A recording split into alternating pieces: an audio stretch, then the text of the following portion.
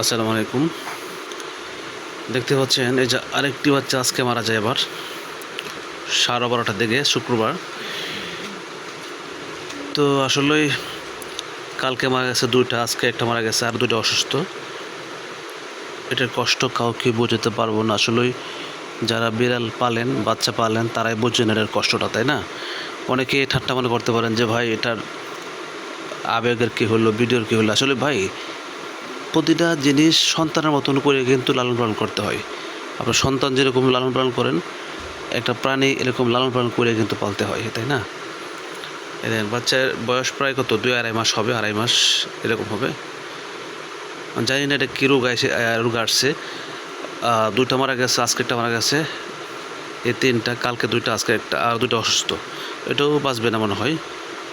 তো আসলে এটা কী রোগ চলে আসছে জানি না, রোগের নাম জানি না। একের পর এক মানে বেশিক্ষণ থাকে না। এই আজকে অসুস্থ হয়েছে, এই বিকালে অথবা 5-7 ঘন্টা পরে মারা যাচ্ছে, এরকম। তো যাই হোক, সবাই দোয়া করবেন। আসসালামু আলাইকুম, ভালো থাকবেন সবাই। কী আর বলবো, বলার ভাষা আর নেই।